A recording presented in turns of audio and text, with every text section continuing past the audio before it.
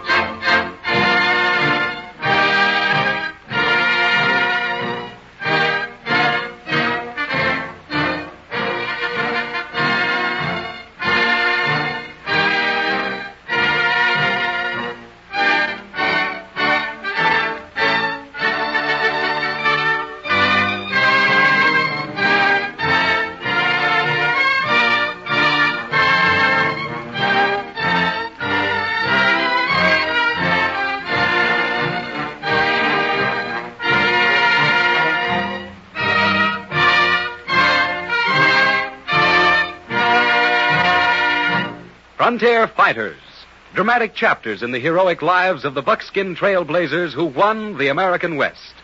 One of these was Dr. John McLaughlin, the warm-hearted and courageous chief factor or governor of the Hudson's Bay Company, who, though a Canadian employed by a British trading company operating on British-controlled territory, did more to encourage the American emigration movement into the Oregon country than any other single individual. 1840. Fort Vancouver, capital of the Pacific Northwest, on the Columbia River, north of the mouth of the Willamette. John, dear, for a penny-pinching Scotsman, you're a poor man. Well, I cannot be poor, darling, on my salary of $12,000 a year. But you are. John, I've just finished your private accounts, and you've only $200 to your name. Well, this month will soon be over, and I'll then be worth $1,200. If you keep on giving those Yankee immigrants credit on money, real money, you and I'll die in the Montreal poorhouse. Dear, you ken I'm a doctor. Aye, John. I ken, too, you're a businessman, an employee of Hudson's Bay. It doesn't mind if you treat sick Americans, but it do mind if you sell them forbidden goods, on credit, too. Oh. My dear, as chief factor of Hudson's Bay, I'm practically absolute ruler of 443,000 square miles of territory. You mind? I didn't see the connection. But I do. If you didn't put away that ledger, I'll invoke the power of my official capacity and punish you. Punish me? How? By giving that $200 to the first American who comes through yon door. Oh, John, you would not. Oh, wouldn't I? Come in. Oh, why, Reverend Jason Lee, good evening. Good evening, Mrs. McLaughlin. Good evening, Doctor. And what can we do for you, Reverend? Oh, Doctor, you must do something for Daniel, my brother. There is not much I can do, except I recommend a warmer climate to heal those weak lungs of his. But I haven't any money. My Indian mission has taken all that I brought with me from the United States. How much will it take? Why, I can buy him a passage on a schooner bound for the Sandwich Islands for exactly... $200. Yes, $200. But how did you know? Don't mind my wife, Reverend Lee. Every so often she gets inspired about money. Darling. Yes, dear? Please give the Reverend Lee that $200 you were speaking to me about the new, with God's blessing.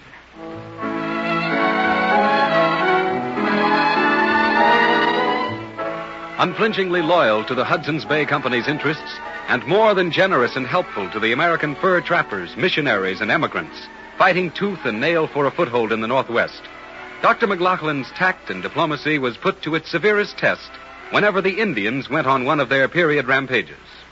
Look, Eagle Wing, pale-face wigwam on the river bank. Built, I see a thunderbird. It is big, and built of the trees which belong to us. And it is filled with skins of animals which are ours, who have always held this land. When do we attack? At dawn, when pale faces sleep. I have spoken.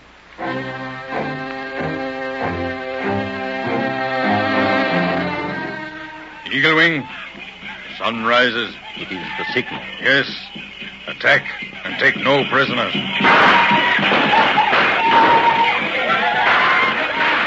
Look, oh, Thunderbird, the white squaw. I see her. She makes music with hollow reeds. What new medicine is this? Look, oh, Chief, she comes nearer. A warrior squaw walking to her death. How low the pale face has fallen to send a squaw a sacrifice. Look, Thunderbird, your braves. They have laid down their arms. The magic reeds have enchanted them. She has bewitched them. You, Eagle Wing, will make the sacrifice. Kill her. I cannot, Thunderbird. She is a squaw. When red blood turns to white water, even a great chief is without power. I will speak to her. Aye? Speak, white devil squaw. I'm nae a squaw. I'm a Scot of the clan MacGregor. A pale-faced warrior? But your dress, it is a white squaw's. 'Tis nae a squaw's, but the kilt, sporran, and tam o'shanter of the Hielands of bonny Scotland. Why do you confuse my braves with your devil music? The white doctor is ready for the council. The council? Aye, the council. He's a canny one, our good doctor. He thought you'd forget the council, so he sent me to remind you. Come, I'll pipe your doon to Fort Vancouver.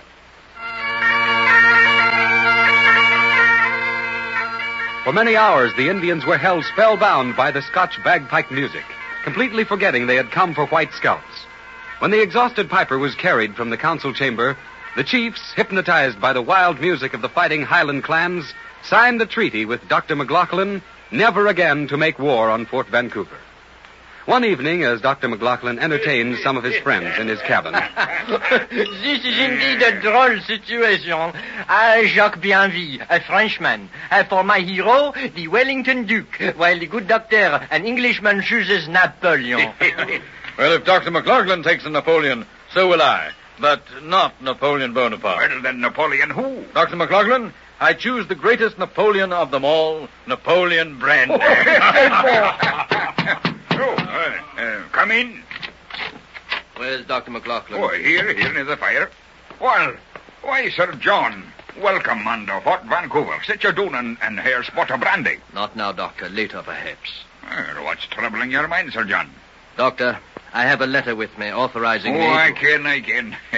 Authorizing you to give me a good talking to. Admonish me to stop feeding the starving Americans. Cease giving them seed and farm implements. No, Doctor. It's more serious than that. Dr. McLaughlin, you've been dismissed from Hudson's Bay. Dismissed? Why, that's impossible, man. Hudson's Bay wouldn't... Why, they couldn't dismiss me. Here's the letter. I'll read it to you. No. I'll take your word for it. But, man, 'tis a blow. A terrible blow.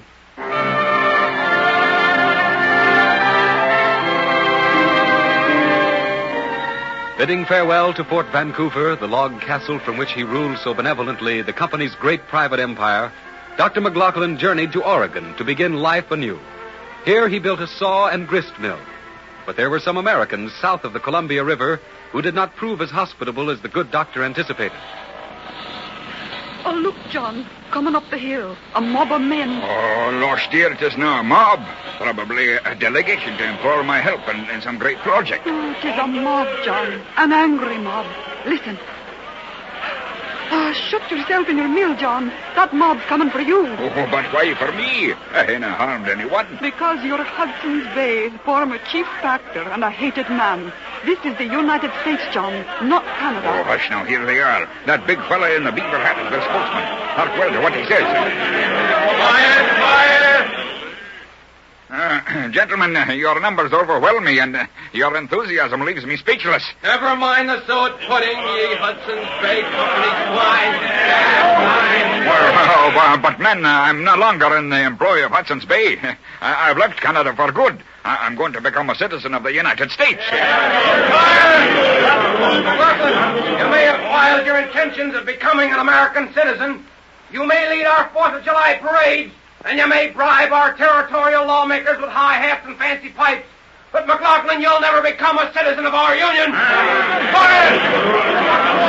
We'll see to it that you'll never own a single square foot of American land. Listen to me, you Yankee ingrate. Hush, darling, hush. John, I'm going to have my say if they kill me. American. Before you stands one of North America's greatest men. His only mistake. His only mistake was that he loved and served humanity to such an extent that today Dr. John McLaughlin is a man without a country. Canada ignores him. The English despise him, and you Americans hate him. Why? I'll tell you why. For the great and lasting good he has done your countrymen in making safe the very ground on which you stand. More good. Nice lot of talk trying to serve American patriots like us. But talking won't do you a bit of good. We're here to teach you British you can't run Oregon. What are you going to do? You! Why, McLaughlin, you renegade! You turncoat! You psalm-singing hypocrite! We're going to burn down your mill! Get going, boys!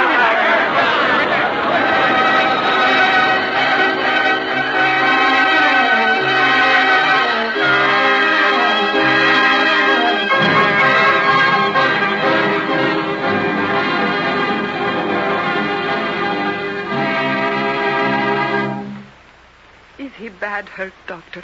Not in a strictly physical sense, Mrs. McLaughlin. But John's heart is broken. We Americans have sacrificed a saint. Wife, where are you? Here I am, John, dear, beside your bed.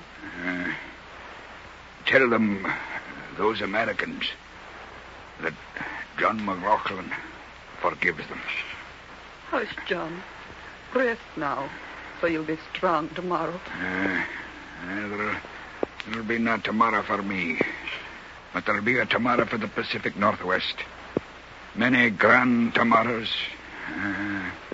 I see vast farms with fruit trees in full bloom. Big cities with tall white buildings. Laughing, happy children attending fine schools. Oh, John, dear. You cannot stop progress. It is God's will.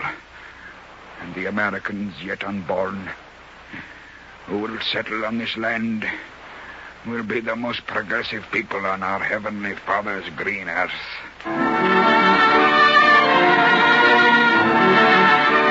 His pride crushed, even denied the right to own a single acre of American land, to become a citizen of the country he had grown to love. Dr. John McLaughlin, the man whom history has glorified as the father of Oregon, crossed the last frontier to great and everlasting immortality.